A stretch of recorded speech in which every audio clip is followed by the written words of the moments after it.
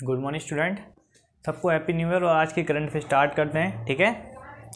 ज़्यादा time waste ना करते हुए, ठीक है। आज चलते हैं सबसे पहले अंटार्कटिका, तेलंगाना नहीं, आज चलते हैं अंटार्कटिका। अंटार्कटिका, ठीक है। सबसे बर्फीली जगह है ये, मतलब यहाँ पे सबसे ज़्यादा बर्फ़ से ही बनी है। तो यहाँ की एक बात बतानी थी कि यहाँ पे जो अंटार्कटिका की एक प्रजाति है, पेंगुइन की प्रजाति है, उसके बारे में बताते हैं। अंटार्कटिका की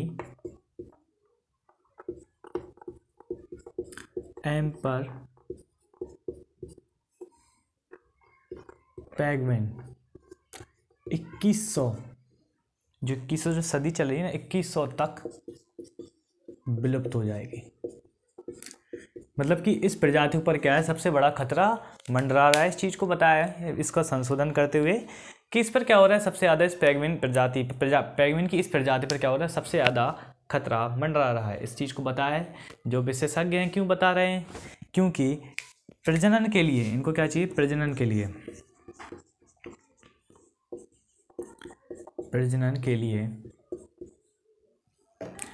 बर्फ पर निर्भर है, ठीक है। प्रजनन के लिए किस पर निर्भर है? ये ओनली फॉर बर्फ़ पर क्या है, ये निर्भर है। इनके पास जब तक ये बर्फीली जगह में नहीं रहेंगे तो ये नहीं क्या नहीं कर सकते, प्रजनन नहीं कर सकते। और उनकी जो बॉडी की हीटिंग होती है, या मतलब टेम्परेचर होता है, तो वो क्या होता है, बर्फ़ में जब तक स्टेबल नहीं होता है तब तक वो प्रजनन नहीं करते, एक तरीके से उनके मौसम के लिए। और इसका कारण क्या बताया जा रहा है? इसके मुख्य कारण 2-3 हैं, जैसे कि ग्लोबल वार्मिंग,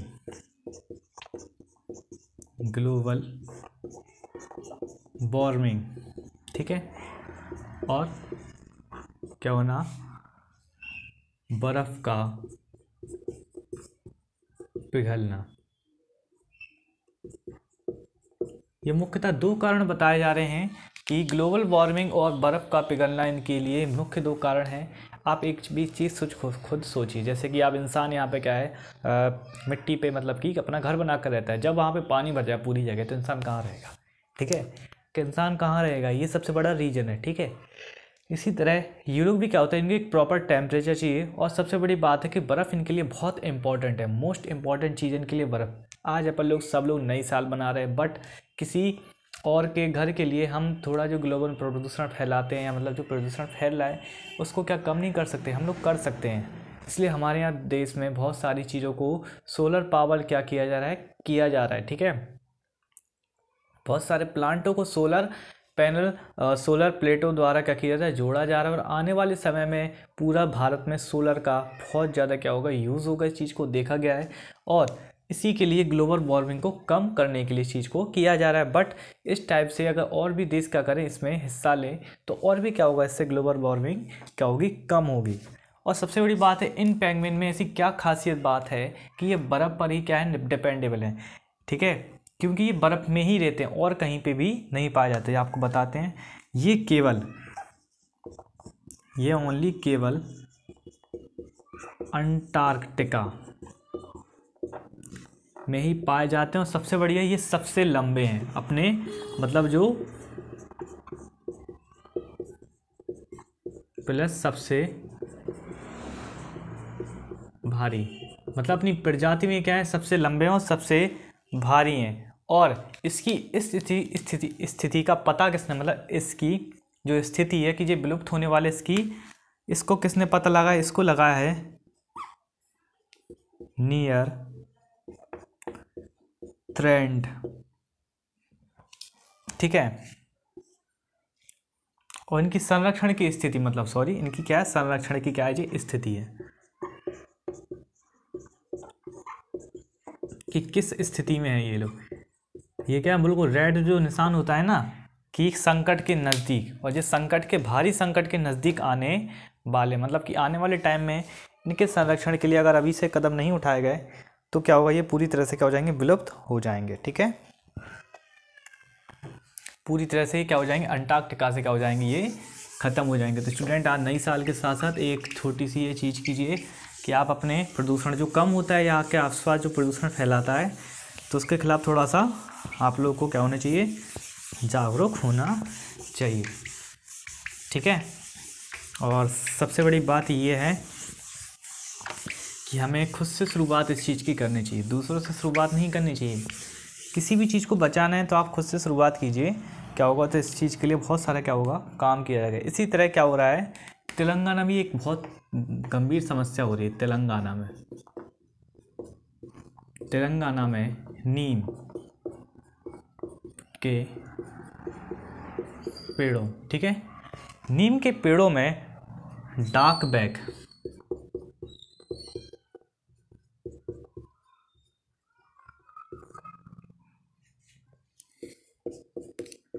रोग पाई गई है, ठीक है। ये क्या है कि मतलब डार्क बैक रोग क्या है, ये क्या है, एक कवक है। ये क्या है, एक ये कवक है जिसका क्या नाम है,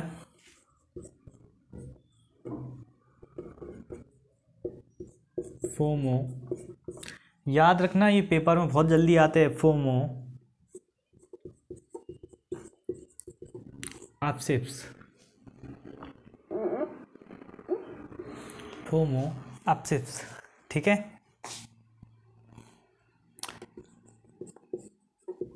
अजी दीरा चट्टे द्वारा, ठीक है। इसका कवक का क्या नाम है, फोमो अपसिप्स अजीत दीरा चट्टे, ठीक है। ये क्या है, कवक है जो क्या कर रहे हैं, इनको पेड़ों में क्या होता है, जो बरसात के पहले क्या होता है इनमें लग जाता है, वो बरसात के बाद सर्दियों और गर्मियों में क्या होता है, ये पूरी तरह से इसको जकड़ लेता है। अब आप बोलोगे इससे क्या प्रॉब्लम है, ठीक है, ये कवक इनको हो गया है, इससे क्या प्रॉब्लम है, इससे ये प्रॉब्लम है कि ये पेड़ों में फलों के उत्पादन को, पेड़ों में फलों के उत्पादन को 100% क्या कर देगा, कमी कर देगा। मतलब कि पेड़ वो फल ही नहीं देगा जो उस फल का है, ठीक है, वो कभी उस चीज़ का क्या नहीं देगा, फल नहीं देगा, ठीक है। तो इसलिए पेड़ों में फलों की उत्पादन में 100% कमी का कारण यही है, डार्क बैक रोग। ये बहुत अधिकतर तेलंगाना में अधिकतर सभी नीम के पेड़ों पर इस चीज़ को देखा गया है। तो इस चीज़ को नोट करते हुए सरकार इस पर क्या कर रही है, भारी कदम उठा रही है, इन पर दवाइयों का छिड़काव करेगी। और ये सभी उम्र के नीमों के पेड़ों पर देखा गया। सबसे चौंकाने वाली बात यह है इसमें, सभी उम्रों के नीम के पेड़ों पर विशेषकर देखा। क्यों देखा गया, क्योंकि देखिए नीम का पेड़ क्या होता है, अधिकतर दवाई के लिए क्या होता है, यूज़ होता है। जब इनके यहाँ दवाई इस चीज़ की बनती है तो इनके बड़े बड़े क्या होंगे, फॉर्म होंगे नीम के पेड़ों के। तो उसमें देखा गया कि इन्होंने कि हमारे यहाँ भी इस डार्क बैक रोग का क्या प्रभाव है। तो ऐसा तो नहीं है पूरे राज्य में हो, तो इन्होंने पूरे राज्य में इस चीज़ का क्या किया, सैंपल देखे, तब इनको पता चला ये पूरे राज्य में क्या हमारे पास डार्क बैक रोग का क्या है, प्रभाव देखा गया, जिससे कि वहाँ पे उस राज्य में नीम की प्रजाति क्या हो सकती है, ख़त्म हो सकती है। तो उसके संरक्षण के लिए सरकार क्या कर रही है, कदम उठा रही है। और ये नीम के प्रजनन क्षमता पर क्या करेगी, असर डालेगी। मतलब कि फल ही नहीं होंगे तो आप क्या करोगे, वो नीम का बीज नहीं होगा, ठीक है। जब फल ही नहीं होंगे तो बीज कहाँ से होगा, और जब बीज नहीं होगा तो नीम क्या हो जाएगा, धीरे धीरे पूरे राज्य से क्या हो जाएगा, ख़त्म हो जाएगा, ठीक है। तो इसको देखते हुए आप लोग अगर जो तेलंगाना से हो तो उनके लिए विशेषकर बहुत घटना बेकार है ये, क्योंकि ऐसा अगर हो गया तो इस टाइप से जब नीम खत्म हुआ तो और भी पेड़ की प्रजातियाँ क्या हो सकती है, ख़त्म हो सकती है। धीरे धीरे पूरे जो फल के वृक्ष हैं क्या हो जाएंगे, ख़त्म हो जाएंगे। तेलंगाना और पूरे भारत में भी इस टाइप की समस्या क्या हो सकती है, उत्पन्न हो सकती है, ठीक है। पीएम मोदी ने क्या किया, वंदे भारत एक्सप्रेस ट्रेन को हरी झंडी थी। अब आप लोगों में से बहुत सारे लोग ये कहोगे कि हमारे पीएम मोदी की मदर ख़त्म हुई है, मतलब एक्सपायर हुई हैं, ठीक है, 100 साल के होके, समथिंग 100 साल के होके। तो आप लोगों में से बहुत सारे लोग कह रहे होंगे कि वो अपना मतलब 3 दिन का ऐसा मतलब वो नहीं किया इन्होंने। तो देखिए आप जिस पद पर हो वो एक छोटा मोटा पद नहीं है, ठीक है। आप किसी भी पद पर, आपके घर में कोई भी समस्या हो जाए, अगर आप बहुत बड़ा जिम्मेदारी का पद संभाल रहे हैं तो आप लोगों को किसी और समस्या को ध्यान नहीं देनी चाहिए। क्यों? आप देखिए, समस्या हर किसी के संग आती है, बस उस पद के लिए अगर वो 3 दिन के लिए रेस्ट कर लें तो 3 दिन में उनका अरबों खरबों का नुकसान हो जाएगा देश का, ठीक है। इसीलिए मोदी जी ने क्या किया, इस चीज़ को बताया कि मतलब किया उन्होंने, ये अच्छा किया इस चीज़ को। पर आप जिस पद पर उसकी गरिमा रखिए, बहुत अच्छी चीज़ें होती हैं जो आगे चल के आपके सामने आती है। जैसे कि इन्होंने, मोदी जी ने किया है कि उन्होंने अपने पद को संभाला भी और उन्होंने अपने माता जी का भी मतलब जो संस्कार वगैरह था वो सब किया। तो इनको क्या है, इनसे सीखना चाहिए, ठीक है। लोग क्या करते हैं कि अपने मतलब उस किसी के शौक को इतना बढ़ा लेते हैं कि क्या बताएं, बट इनको मतलब सोचिए, एक मतलब व्यक्ति इस टाइप से भी आ सकता है सामने। इनके ऊपर जब डॉक्यूमेंट्री की जाएगी ना, बहुत बढ़िया अच्छे तरीके से लिखी जाएगी, उसमें ये स्वर्ण अक्षरों में लिखा जाएगा कि इनकी माता जी के देहांत के पश्चात भी इन्होंने अपने पद से क्या नहीं किया, हटे नहीं, मतलब कि अपने उसके कर्तव्यों से क्या नहीं हटे, देश के कर्तव्यों से पीछे नहीं हटे। ये अच्छे व्यक्ति की पहचान है, ठीक है। और सबसे बड़ी बात है कि इन्होंने अपने माता के भी कर्तव्य निभाया, अपने देश का भी कर्तव्य ये क्या कर रहे हैं, निभा रहे हैं, ठीक है। और ये बंगाल की ये पहली ट्रेन है,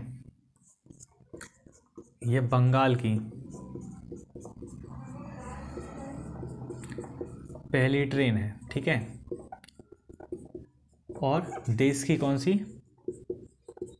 देश की 7वीं वंदे मातरम एक्सप्रेस ट्रेन, ठीक है। बंगाल की वंदे मातरम भारत एक्सप्रेस ट्रेन पहली है और देश की कौन सी 7वीं ट्रेन है। और इसका रूट कहाँ से कहाँ रखा गया, इसका रूट रखा गया हावड़ा, मेन जगह से, हावड़ा से जलपाईगुड़ी, जलपाईगुड़ी क्या रखा गया, इसका वो रखा गया। इसके साथ भी इन्होंने क्या किया, इन्होंने एक मेट्रो पर्पल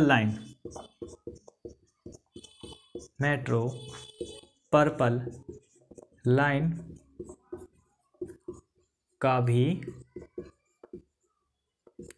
उद्घाटन किया। मतलब कि कहने वाली बात है कि इन्होंने किसी भी चीज़ से, आप लोग पीछे नहीं हटिए। कभी भी आप ज़िंदगी में किसी भी चीज़ के लिए मेहनत कर रहे हो तो सबसे बड़ी बात है कि आप उसमें मेहनत में कितना टाइम देते हो। आपका टाइम ही आपका पैसा बनेगा, जब आप जितना टाइम देखो उतना आपका पैसा बनेगा। इसी टाइप से जैसे कि मोदी जी ने यहाँ पे मेट्रो पर्पल लाइन का उद्घाटन नहीं करते तो इससे कितना नुकसान होता है, एक दिन में खड़ी रहती वो गाड़ी, कितना नुकसान होता। तो इसके लिए देश में कुछ चीज़ें ऐसी होती हैं जो आप लोगों के लिए बताई जाती हैं। और ये पर्पल लाइन के कितने एक हिस्से का क्या किया, उद्घाटन किया। अभी एक हिस्सा जो बनके तैयार हुआ है उसके एक हिस्से का क्या किया इन्होंने, उद्घाटन किया, ठीक है।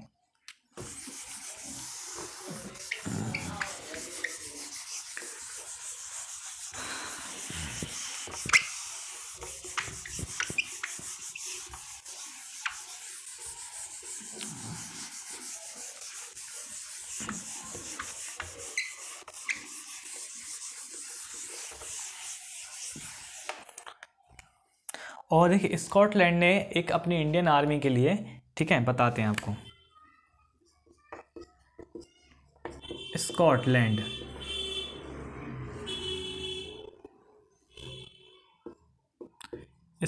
ने ब्रिटिश भारतीय या ब्रिटिश इंडियन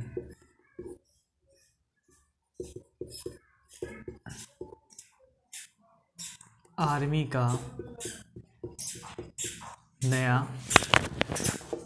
मेमोरियल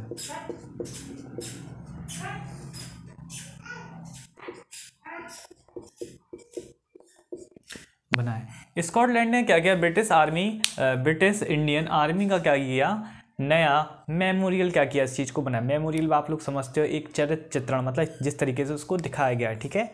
और इसको किसने मंजूरी दी, इसको दी स्थानीय परिषद की मंजूरी।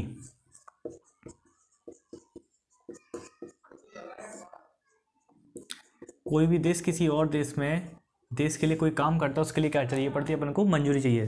तो इसके लिए ने स्थानीय परिषद की मंजूरी ली।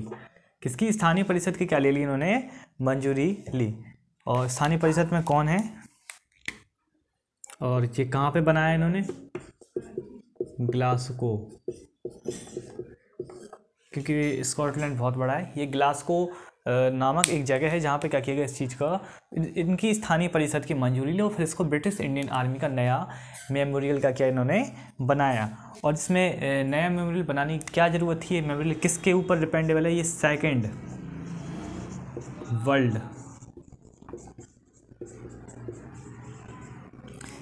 वर्ल्ड वॉर में लाखों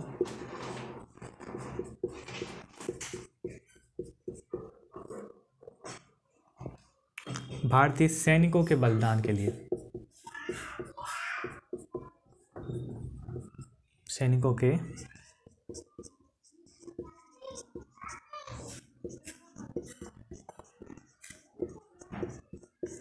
उनकी याद के रूप में क्या किया, इस मेमोरियल को बनाया और क्या किया, इसको दिया, मतलब एक तरीके से भारत को क्या किया, समर्पित किया कि जो हमारे सेकंड वर्ल्ड वॉर में लाखों भारतीय जो ब्रिटिश के लिए, मतलब कि देश की तरफ से अगर ऐसा नहीं करते तो आज हमारा देश आज़ाद नहीं होता, क्योंकि अधिकतर श्रेय इन्हीं लोगों को जाता है। ठीक है, राजनीति में अगर आकर आप मतलब किसी भी तरह की वो करते हो तो ऐसा नहीं है कि राजनीति आप बैठे बैठे सब कुछ पालो, बट जो सैनिक होते हैं, जो इन लोगों के लाखों बलिदान के बाद हमारा देश क्या हुआ, आज़ाद हुआ। अगर जो सेकंड वर्ल्ड वॉर में नहीं जाते तो आज भी हमारा देश आज़ाद नहीं होता। ठीक है, तो इनका शुक्रिया कीजिए। उस पहल का नेतृत्व,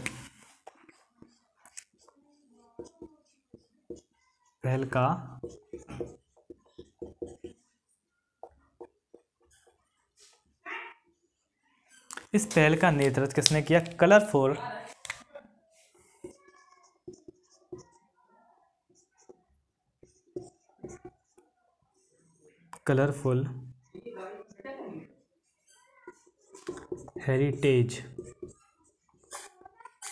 हेरिटेज मल्टीमीडिया प्रोजेक्ट द्वारा।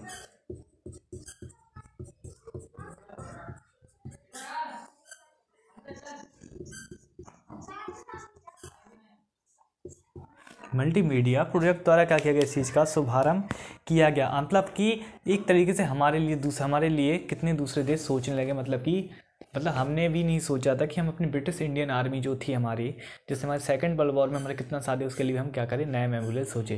बट स्कॉटलैंड ने क्या किया, इसके लिए सोचा और इसको बना दिया। ठीक है, कितनी सोचने वाली बात है ये, है ना।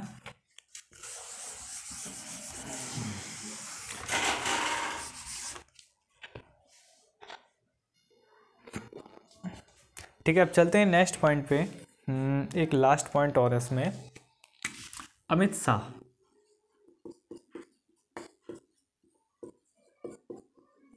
ठीक है, इन्होंने क्या किया, इन्होंने कर्नाटक में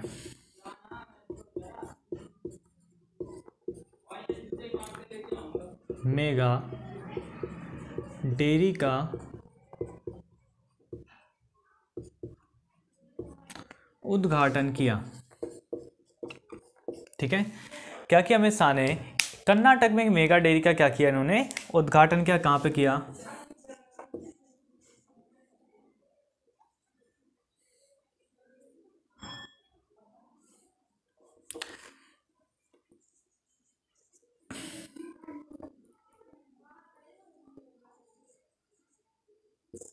मधुर, ऐसे लिखते हैं इसको,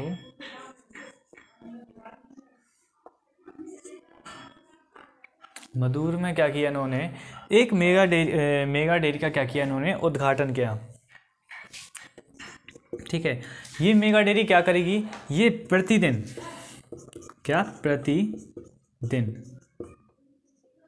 10 लाख, कितने, 10 लाख लीटर